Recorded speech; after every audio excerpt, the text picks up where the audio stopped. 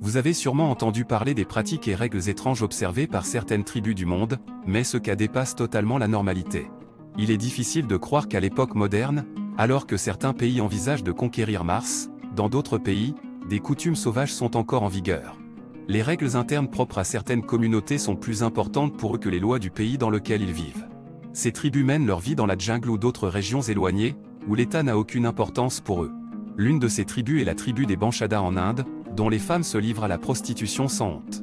On entend souvent dire que la prostitution est le plus vieux métier du monde.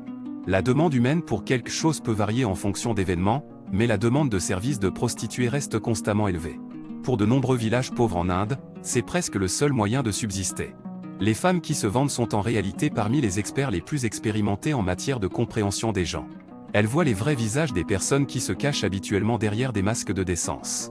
Mais quand un homme entre dans la chambre d'une prostituée, tous les masques tombent, ne laissant que le vrai moi, brut.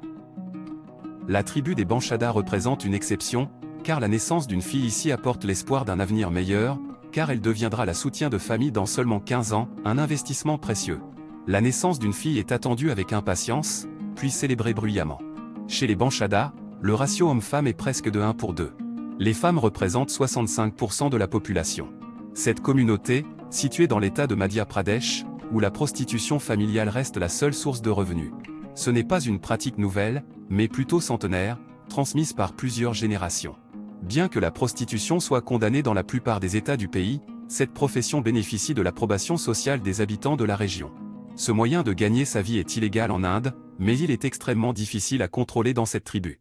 Les hommes comptent entièrement sur les femmes pour leurs besoins financiers, mais ils ne restent pas les bras croisés, ils trouvent des clients et négocient avec leurs sœurs, mères et filles. Cette approche de la vie a engendré d'autres problèmes, tels que la traite des personnes. Les hommes enlevaient des filles d'autres régions pour les vendre à l'intérieur de leur tribu, les faisant passer pour des membres de leur famille. Quand le soleil se couche. Après le coucher du soleil sur la route de Mansour, on peut voir de nombreuses femmes se préparant à relever la relève. Vêtues de couleurs vives et maquillées, elles sont entièrement prêtes à attirer les clients. Du chauffeur de camion ivre au garçon riche dans sa luxueuse voiture, elles n'ont pas de préférence pour qui les divertir. C'est le destin de la plupart des filles et femmes de cette tribu, et le plus triste est qu'elles ont presque aucun moyen de s'échapper de cette vie. Malgré le fait que les Banshadas soient des parias, leur vie est bien animée. Contrairement à la règle générale acceptée, où la famille de la mariée offre des cadeaux et de l'argent à la famille du marié, dans cette tribu, c'est tout le contraire.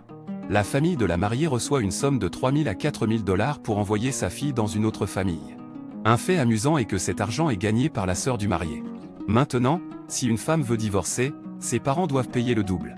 S'ils ne peuvent pas payer, la femme doit gagner cette somme de manière compréhensible pour la restituer à la famille du marié. Ainsi, les femmes paient pour tout dans toutes circonstances. Recourir à la justice ou à la police ne peut résoudre le problème. Cette tribu dispose d'un système interne de Panchaya, qui établit des lois et des sanctions, agissant comme un organe de gouvernance au sein de la tribu.